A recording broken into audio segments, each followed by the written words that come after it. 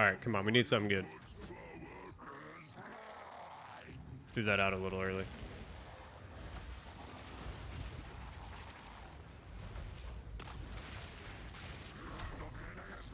Got trapped.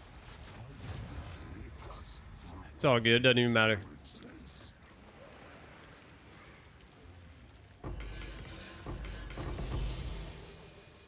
Eh, not bad. Alright, come on. We're looking for that jewel. Looking for your jewel.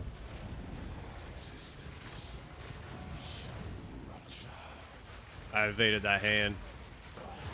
Just to be safe. I didn't want to die. Didn't want to get crushed by it.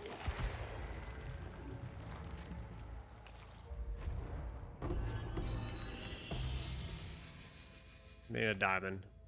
Hey everyone, Mystic here, coming at you with another video. Today I wanted to share the build guide update for the Spark Ice Blood Mage build that I have. It's been a little while. We have made a lot of changes, so I want to go over those with you and just let you see why we made these changes as well.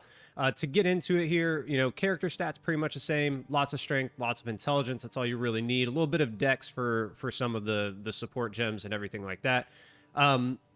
But as far as our resistances and everything go, you know, we're looking pretty good. We did lose a little bit of cold because of the boots. We went and got really high movement speed boots, so we'll get into those when we get over there.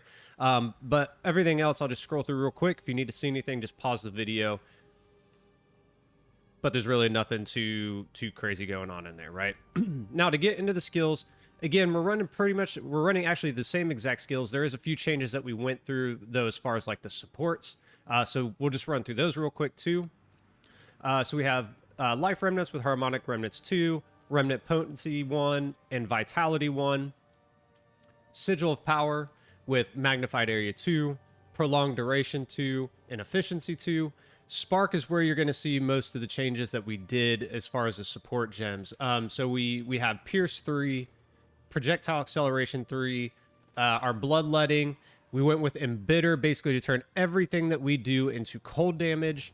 And then our Lightning Mastery. Frostbomb, we have Potent Exposure, Harmonic Remnants 2, Magnified Area 2, Cooldown Recovery 2, and Cold Mastery.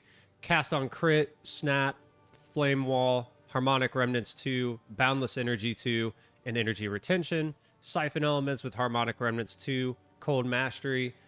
Orb of Storms with Overabundance 2, Harmonic Remnants 2, Rising Tempest, and then Considered Casting. And then Elemental Weaknesses with Heightened Curse, Magnified Area 2, and then Cursed Ground. So that's going to be your skills and your support gem run out. So to kind of get into why we made the changes that we made, we were doing a whole lot more damage with our Spark initially.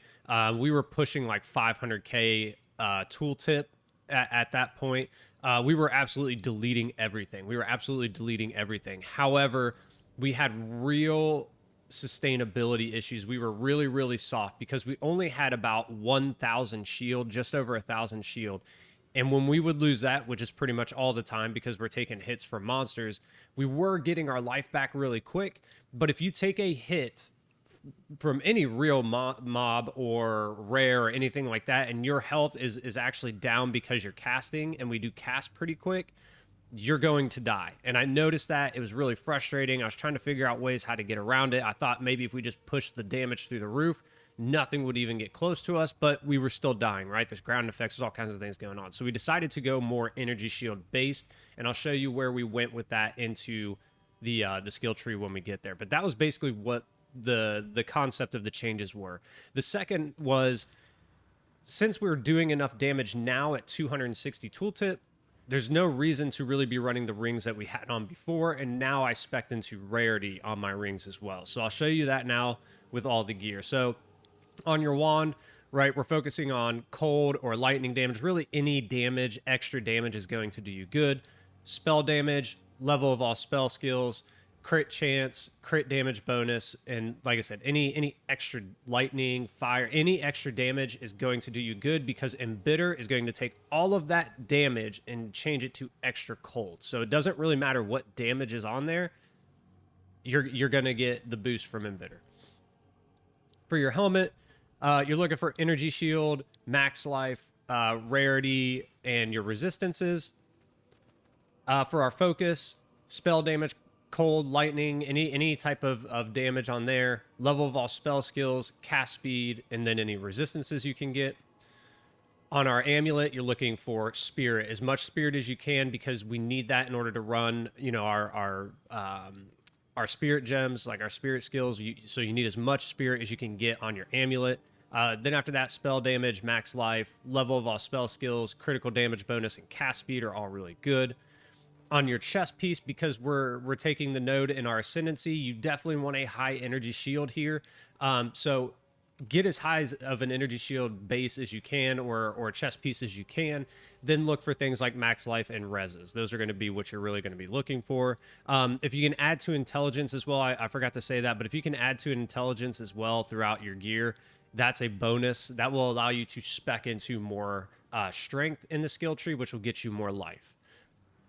For our rings, we're looking any type of resistances, cold, lightning damages, rarities, intelligence, and your elemental reses, right? We're doing that on both sides. That's really what you're going to be going for on your rings. But you can see here, we went into a lot of rarity for our rings, and that's helping us see better drops in our maps and when we're bossing and everything like that. So rarity is definitely good to put onto the build, and it also helps that we can add our resistances here, and you'll see when we get to the belt why that really matters.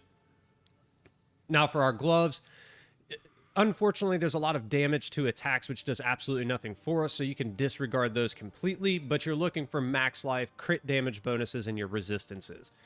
Anything else is really just a bonus, but those are the main ones. For our boots, movement speed. Number 1, movement speed. Number 2 is energy shield, rarity, anything like that. Now, the reason I went with these is because I'm getting a massive boost to my movement speed. It helps clear the maps faster, right? We have 60% increased movement speed. We are ripping through maps now. That was the reason why I switched to these types of boots. If not, you're going to be going for energy shield, movement speed, max life, rarity, and any reses that you can get. These are quite expensive right now. If you want to buy them, I think I was around 80 div for these boots right here. So just know they are expensive, but you don't have to have them. If you're doing 35%, you're going to be just fine. You'll move a little bit slower, but it's not that big of a deal. This is where switching to the rings really allowed us to change up the belt, because the belt was where we were getting a big boost to our resistances. But with this belt, we are getting increases to our equipped rings. So the Ingenuity belt is great to not only boost our resistances, our intelligence, our rarity, our damages, and everything like that. It's a great belt to wear. You don't get any resistances on this, so there is a trade-off, but because we can now put rings on, it really helps boost our overall resistances as well. Because we are getting increased bonuses from our rings, it really helps the resistances. So I really like this switch, and it's proven to be really good. I need like 1% more in cold. We'll pick that up somewhere along the way. But as far as the gear, that's pretty much it. Of course, we're still running our chiming staff, but that's just for Sigil of Power and for our elemental stuff down here. But that's pretty much it over there. No differences, or no changes over there. Now, to get into the skill tree, this is where you're going to see the changes. We did, in order to make this work and have a bunch more energy shield, we did have to pull back on our overall damage. So we did pull away from things like elemental damages, cold damage, chill magnitude, or things like that. That's kind of what we pulled away from.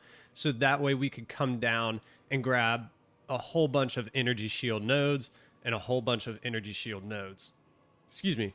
This makes the build much more sustainable than it was before.